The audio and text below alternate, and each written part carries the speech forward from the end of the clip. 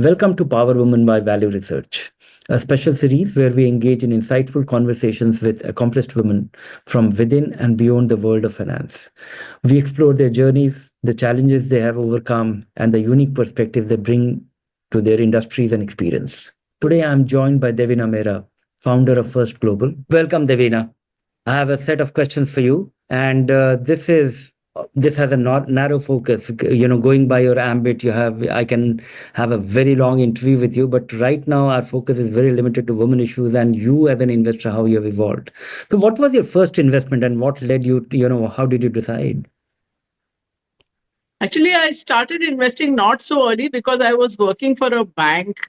So there were a lot of restrictions also on what you could do. So even though I was in a capital market related field, which was then called merchant banking, now called investment banking, but because of that, there were restrictions. I think that would have been more or less my first real investment, which I say the returns were 100% luck and 0% skill, which Mm-hmm. was that Citicorp was setting up a subsidiary here, Mm. and under the regulations, they could not hold 100%. I think they could hold 60%, and therefore 40% they decided to give to an unlisted share to employees, and Okay. then there was a right. So I think at the end of it, I invested 25,000 in that, and that finally became Citicorp Securities, and I Okay. think I exited at over a crore. So Yeah. that Yeah. was That is marvelous. It's an accidental thing, but and of course, that is also a whole new story in terms of Citicorp Securities becoming a technology company. right. Uh, so when and how did you go about your formal investment journey, not Yeah, this so accidental like I or the said, profession? I was in a related field, so I knew about it. But within the bank, there were a lot of restrictions, obviously, because you are dealing with companies, therefore you cannot invest in their shares and things like that. So really, it's only after you quit that you can do it in a proper fashion. And there were no mutual fund alternatives either then. That wasn't as if that you could invest in a mutual fund. So really properly you could do it only once you were out of that restrictions of a bank. You're referring to mid 80s or early 90s. This is, yeah, I started working in 86 and I quit in 93. So Okay. Yeah. but of course the other thing was that I started working when I was 21. I had gone for my MBA when I was 19. So Hmm. even though I started like kind of 3 4 years later, it was still not very late in terms of the age. And let me also give you some context that when I went to IIM, I did not even know what a share was Okay. or what the Okay. venture was, because I came from Lucknow, which was then, at least, I don't know now, it wasn't a business city. And my parents, being both academics, had zero interest in money or investing. So I Mhm. had absolutely no exposure, unlike people who grew up in what was then Bombay and Yeah. who had been chatting about the market on the dining table from the time that they were children. I had no such exposure. Do you have any, mentors whom you look up to or they were inspiration for you? In terms of investing or Yeah. in what? In terms of investing. Investing,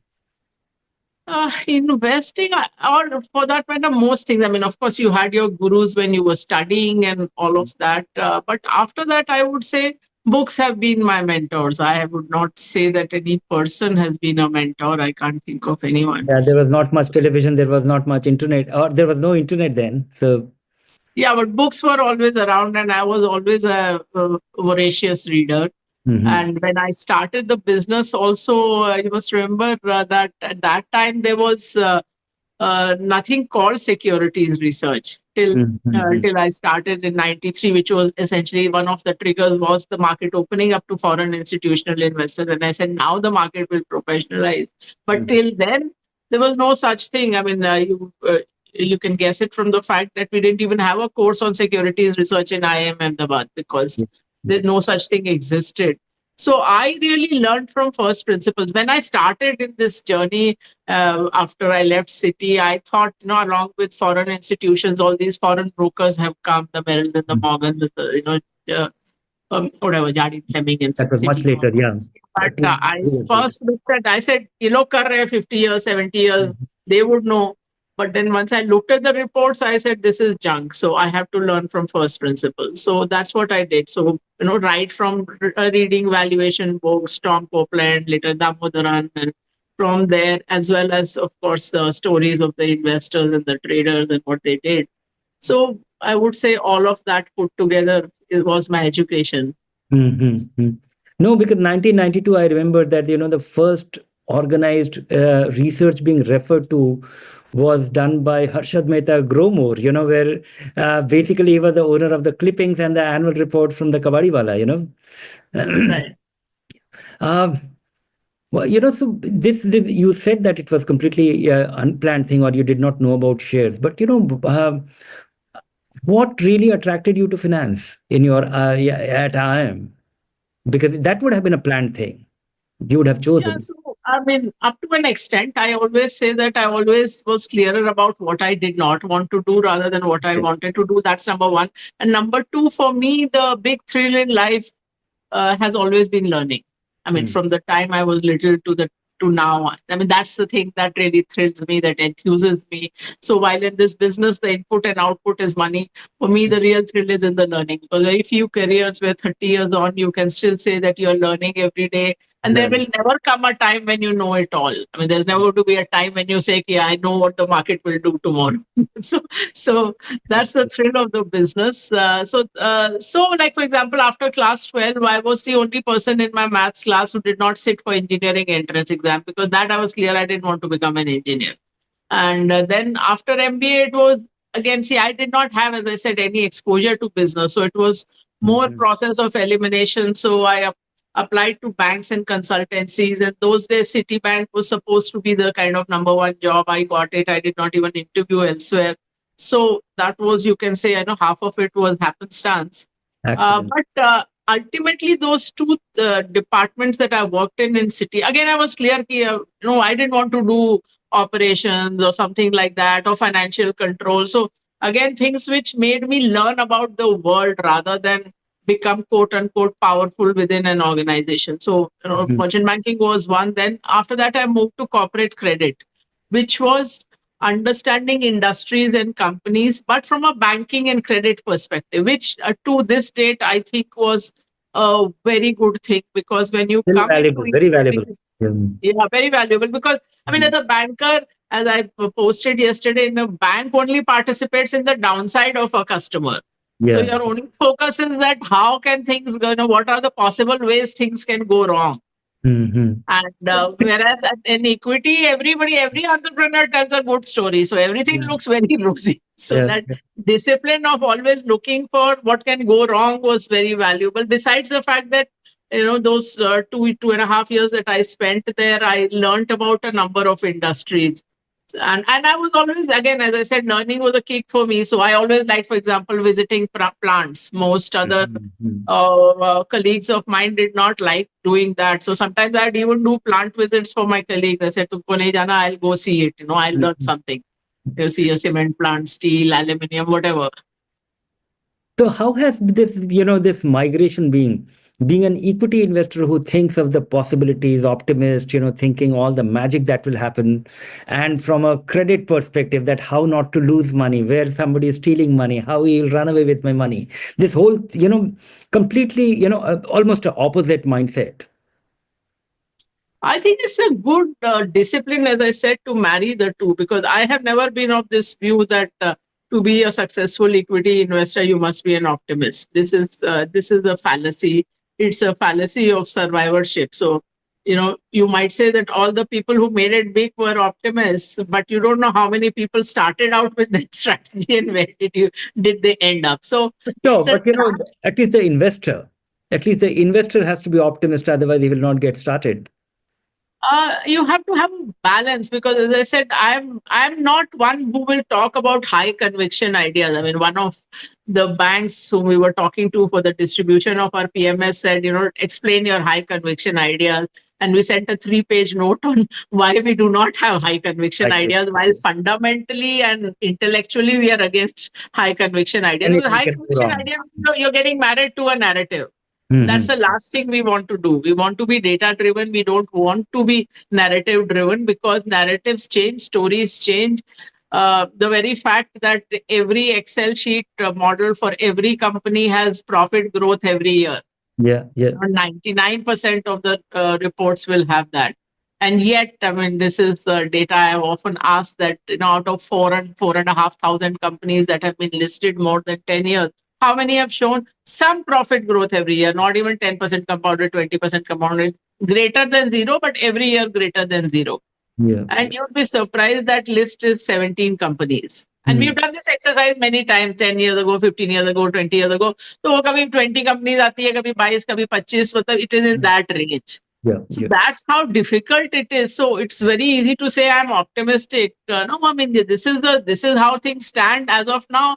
Maybe the things change tomorrow. Maybe something Mhm. changes in the industry, in the competition, in the company itself. They're like you've been there long enough. You would remember all those cover pages that can Nokia ever be beaten, and Yeah, yeah. I've been wondering about, everything, Netflix to, the blockbuster to whatever, yeah, you keep listening to the mortality we forget. I have grown at right, a time when, the DCM group and all the big groups of North India, they don't exist anymore. Uh, right. The Thapar, the Modis, the yeah, JK, the yeah. Singhania, so many. And the last one, the Ranbaxy looked like a North Yeah, Indian, that which, was a sad thing. I mean, I yeah, always think that Parminder Singh kind of worked to his last breath for Ranbaxy, and it just yeah. disappeared in no time. Yeah, and I grew up in Kolkata, where near Kolkata, and I just when I see there the factories and all the jute mills and all the you pass through a railway station called Hindustan Motors, which was part of Sensex in 1990. You actually it is quite a humbling thing that what Change was the is the start. only constant. Yeah, People say buy blue chips and forget. I said in every era, you look at what was classified as blue chip, and blue chip. including, as you said, the original Sensex had Hindustan Motors, Premier Automobiles. It Yeah. had textile, paper, shipping, Hmm. and it had all these groups, and including Scindias and all that, all of which have become irrelevant. In between, if you remember, PSUs, Yeah, Sensex yeah. had huge number of PSUs. I'll tell Then you for a another. time, people forgot that PSU existed even. So, Yeah. so No, you MTNL was actually the move star on. of the Sensex, star PSU of the Sensex when the telecom boom was, taking off. Right. And everybody thought that here is a wired line for every Indian from MTNL in the two key markets of the country. At And that time, it was MTNL, BSNL, BHEL, Indian Oil, ONGC, HPCL, BPCL. I mean, the whole Sensex was full of full PSUs. of And PSU. there were no banks. That's Yeah, the other part. yeah, yeah. There were no banks, and now the banks and financials are the highest weighted. So, I mean, I said, like, what are you calling blue chips in a era changes? And the original Sensex, it was not that they were, fly by night companies. All those companies had decades of history. But the Yeah. only young company in the original Sensex was Indian Hotels. Hmm. Every other company was really old. Yeah, yeah. Uh, no, we have seen all the changes, the Great Eastern Shipping disappearing or split or whatever, Now getting Yeah. back on track of, what I'm being mandated right now, that what challenges have you faced as a woman in a male-dominated field, and how did you overcome them? See, first of all, I do not think very much in this gender framework, at least, and more so when I started out, I even less so. Like Mhm. when I joined Citibank in the entire investment bank, which included merchant banking, money market, treasury, etc., I was the only woman officer. Mhm. That didn't like kind of prey on my mind. And of course, when I Bombay Stock Exchange, when they advertised for professional, not only I was an outsider as a woman. I was even more of an outsider that I was not a Gujarati or a Marwadi or even from a business family. So They used that to take interviews to give those tickets. yeah, so the interviews were also rigged to a degree. And That's it another was, it story. was But always for a proprietary firm or a partnership firm, never for a company. you could not be apply as a corporate. So Yeah. this was a proprietorship. I Mm. ultimately got 2 extra marks for my IIM gold medal, and that pushed me over the cutoff. So Okay. a lot of Okay. people had told me BSc is a brokers club; they're not going to give you a ticket. I Mhm. said like that visualization of the goal, to me, the Yeah. BSc card is the biggest example that Yeah. it works. But coming back to the woman question, now I underline it little more simply because I realize that girls and young women have very few role models. And Mm-hmm. when, as I said, when I joined Citi, I was the only woman in the entire investment bank. And some 30 years later, I think Outlook Business had this 40 market gurus issue, and I was the only woman. I said, now this is sad. That Mm-hmm. 30 years on, also I am the only woman. We need a lot more women in investing, and we need more, besides the finance professionals, we need a women to take charge of their own money. That's very important. That's the other part which I find, which is a cause for me, which is why I never say no to anyone saying that A to be conversation aggressive like this. women, Yeah. even if it's a small group. So that's the, so as far as personal challenges are concerned, the only thing which I used to find was that a lot of the traditional men are not comfortable making eye contact with women. So even Mm-hmm. as a research analyst, or even in the bank, when you go and meet them, they would not look at you. And of course, I know if you are the only person dealing, you anyway do the work. But if you go in with a man, howsoever junior, and that sometimes happens even pretty recently, and even Even if you now. are asking the question, they will look at the man and answer. So Mm-hmm. so that's like a very subtle thing, but that's there. Yeah. And in my mind, a lot of things of why women are not there in XYZ job come not so much out of the workplace. Of course, there are workplace issues also, but come out of what is expected of women in families, in society. And that's where India really needs to change. I mean, all of the world is patriarchal to a greater or lesser degree, but India is at one extreme end. Yeah. Uh, how this can change? How can women, how the financial literacy and they're they regaining their, or they getting the confidence on this dimension? How is it? You have any suggestion? Okay, so one thing is, I tell women that just because the man in your life acts as if they know about the markets doesn't even mean that they really know about the markets. Confidence does not equal competence. I tell people, put it up in front of you.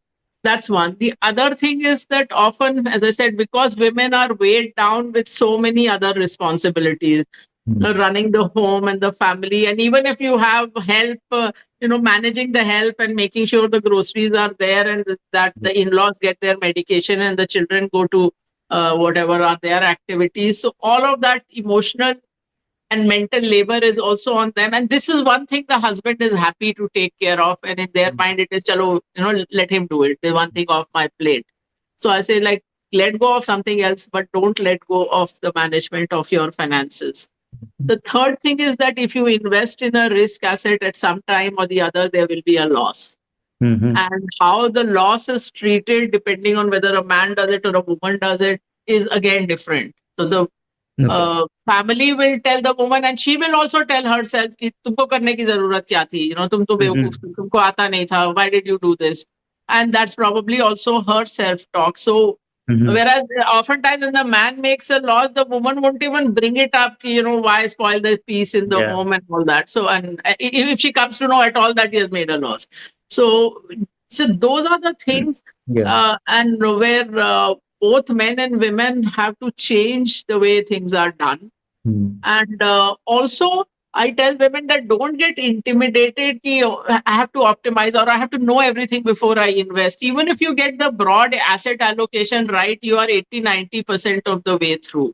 Yeah. And Yeah. you cannot afford to only save and not invest. I mean, we all know those statistics that if you invest in, a lakh a year for 30 years in a bank deposit kind of thing, you will get 75 lakhs. If you are Mm. in a multi-asset, something which gives you maybe 9.5% compounded, you will have maybe 1.6, 1.7 crores. If you invest in something that compounds 12 and a half, which is not at a high risk end, it Mm-hmm. will still, it will get you 3 crores, which is 4 times the 4 times 75 that. lakhs. So you cannot afford not to look at investments which have some element of risk. So I never say, even man or woman, young or old, that you should ever have 100% in equity. But you cannot also afford to be at a zero risk spectrum. Only don't lurch from one end to the other. Sometimes I Right. find, again, people go from fixed deposit not even to equity or equity mutual fund. They will say, "हमको day trader बनना है," or crypto trader or some such thing. So don't do I those just kind of things. I just Yeah, thought of telling you that, I had a very interesting conversation few days back with one of my colleague, and she was telling me that, women are particularly better placed simply because they don't have to go and brag to their friends in the evening that what is the magic they have done. And right. that to my understanding, after reading, we get about few hundred questions from investors every day, and that I can tell you that that is a huge problem. People act recklessly Right. at some point, and that is just to get the glory, or making a claim, or be boastful, or whatever it be. And I haven't come across too many women with that pressure, or with that Actually, I mean, the desire data to, was, sorry, I thought you'd finish. Yeah. women with that desire to be proclaiming that great achievement, or some breakthrough, or any such thing. Yeah. Yeah, I was saying global studies have also shown that outcomes are better for women investors, but the men are more confident. Yeah. So they have more confidence in their abilities, even though the outcomes are worse for them. Uh, Oh, so I have reached at the final question. Though, more than women issues, I have really absorbed what you have been saying, all the all the context. What advice do you have for young women considering a career in finance but feeling hesitant? yeah, so for any career, first of all, I would say that don't forget your dreams. Hmm. Don't put someone else's health, happiness, and dreams ahead of your own, which is the trap most women fall into. Hmm. I mean, myself included Yeah. for a considerable portion of my life. So, and always people say that what advice would you give to a younger you? I say, invert the question: what would a younger you think of you where you are today? Are you following the path that you wanted to follow? But Hmm. sometimes it is actually quite sad. I was a chief guest at a management institute recently, and I was having dinner with the professors, and they said, like, now every year we have a lot of girls. So sometimes the ratio is even slightly more than 50%. And Hmm. most of the time, the toppers tend to be more women than men. Yeah. But they said, like, when we look at our list of meritorious students for, let's say, the last 15 years, we find a lot of the women have stopped working, Hmm. some just on getting married, some after having kids. So that is a real loss for the even for the society, because if we The talk society about going from community. Yeah. low income to middle income, no country in the world has done it without the participation of women. And Mhm. our women labor participation rate is the pits. It's Mhm. so that is those are the things. So as I said, don't forget your dreams. And put yourself first, Mhm. which is contrary to most advice you would have heard while growing up, because our socialization is very deep on that front, to put Mhm. everybody else first as far as women are concerned. Men are Yeah. not socialized that way. So, put Mhm. your needs first, put your dreams first, and, don't hold yourself back. I Mhm. can tell you this, that in the last 2 years, at least three women interviewers have asked me that, can you suggest what are the careers or how to balance home, family, and career? I said, why is it that no young man has ever asked me that? That how Mhm. do I choose a career which helps me balance home, family, and career? So By that's the Mhm. socialization speaking. So thank you very much for your insightful, or the insights, and the guidance, or your message for the lady investors, or the aspiring women entrepreneurs, or person aspiring for this career. Thank you very much for your time. Thank you for having me. Thank you.